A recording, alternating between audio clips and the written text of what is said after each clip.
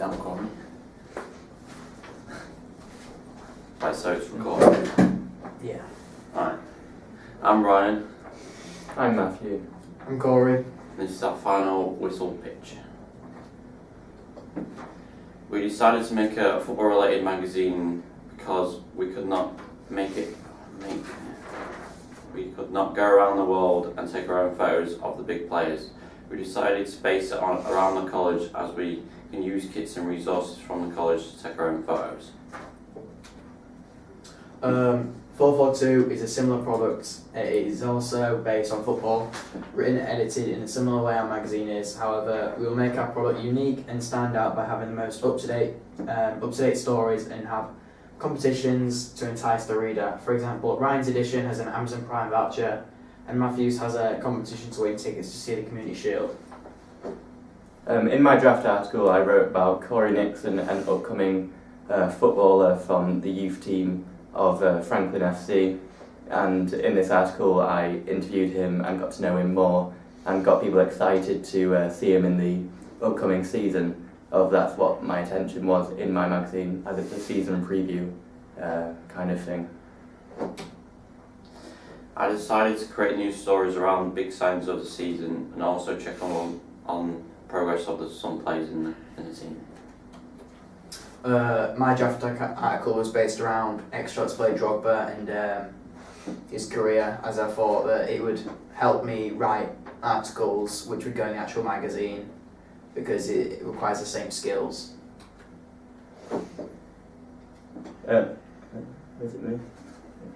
I use these pictures because they'll look good on the magazine, especially with the first picture on the front cover with the camera being focused on the ball.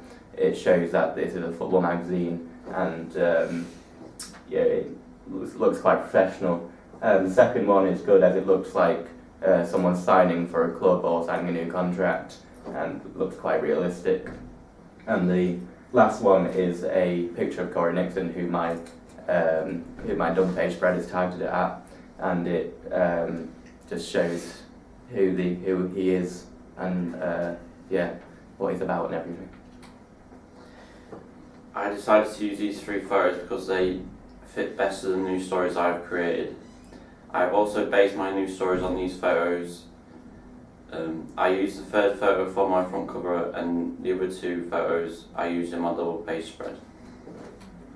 I use these pictures because I thought that they were the kind of pictures which I imagined before I set out to take the photos, and they suit the magazine very well as are the kind of ones that you'd see on actual professional football magazines and sport magazines in general. I use these banners because they're quite bright and they will stand out in the shots, especially when we're competing with brands like 442. We need ours to stand out more because 442 is an established brand that we need to beat, and also the banners of the double page spread look quite professional and neat, as that's what I was trying to intend with the double page spread. For my banners I used bold fonts so it's easy to read and everyone can clearly read what it is. I use these banners because the text on them stands out a lot, and they can be seen when let's say customers walking past them in a shop, and that's what their eyes will be drawn to. The fonts used in my magazine was Minion Pro, as it looks sophisticated and stands out and suits the article. The article is also in Minion Pro, as it again is sophisticated. The second font used in my double A spread is Plaquette 5SF, as it is bold and it will be used for the quote, which attracts the reader. That's what I kind of want. For the front cover of the masthead, we use Full Pack 2025, as it's quite different from 442 and it stands out well. Another font used was Cocoa Goose, I think that's how you pronounce it, as it's bold and works well with the front cover. And also another font used was the 27 Club, because that was also bold and it was not too different from the rest of the fonts, so it fit in well. and Cooper Black was also used as it's readable and quite bold. Within my magazine, I decided to use a range of fonts that are simple and easy to read. For the article, I used Times New Roman, as it is simple and most people can read it from anywhere. For the headings and the bigger text that I had, I used Adventure of Black SF, which is a bold, simple text that is easy to read. Also, it is right in your face. Finally, with the silly comments I used the font Annie BTN. I chose to use this font as it looks like I'm humorous with the way that I use it. I use lots of various fonts in my magazine as they needed to suit the tone of the magazine whilst also being easy to read. For my article on the double-page spread, I used Birch STD because the font is bold yet still simple and looks professional. This is also the same for my headline on the double-page spread, as well as the quote at the top. On my cover, the title Final Whistle is Fullback 2025, as this is a font which is quite distinctive and suits the magazine well. I used Bolts SF for my title as it stands out tremendously. I also used Concurso Italian BTN for the phrases "How good is he?" as well as exclusive interview inside. For the mastheads, we used, as mentioned before, the font Fullback 2025, as it stands out. It's quite different from any other football magazine. We had to make different editions of the magazine, so we all had our different interpretations of our logo. Either having it more black so it looks more sophisticated, or having it blue so it more stands out and it goes well with the front cover.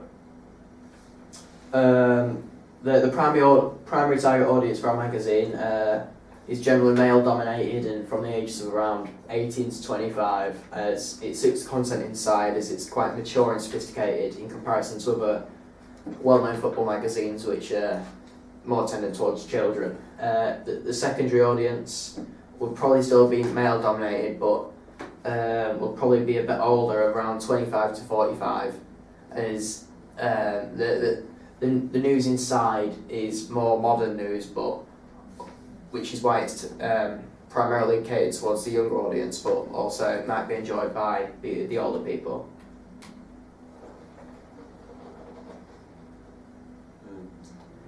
We decided to make 3 seasonal magazines that discuss the news of different parts of the season. We are doing a January transfer magazine, a summer transfer magazine, and also a season preview edition. The production process for our magazine, first we decided the genre and what our magazine is actually going to be on. After we came to a final resolution, we took pictures and then we started to make the magazine. Here's the production schedule. We use this to keep on time and keep on track with our work and to make sure it is all done in time with the deadlines. For our budgets, we will have to pay for all our staff that are involved in the magazine, for example the graphic designer, the journalists, etc. We will use some of our money to get the best news that other people don't have. We will have to pay companies that supply the kits like Nike, Adidas, for the players to wear the kits, so they'll get sued or fined for letting them wear it. The actual article which I used in my magazine was it was around me pretending to be a player, 17-year-old striker, as he signed for a new club in the transfer window.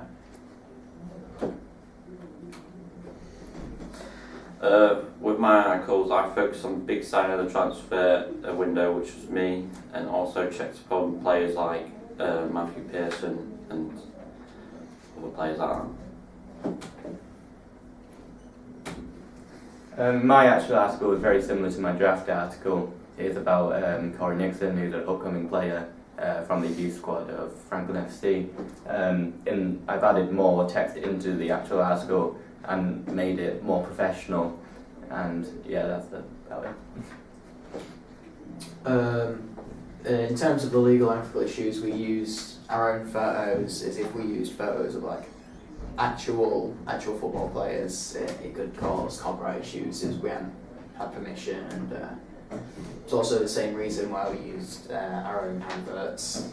Also, the adverts which we used were used to cater towards our own target audience. These are our front covers.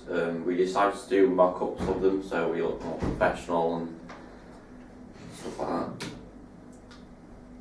These are our double page spreads as well, and also we've done mock-ups for these so they look more professional as well. This has been our final whistle pitch. I'm Ryan Gibbs. I'm Corey Nixon. Matthew Pearson.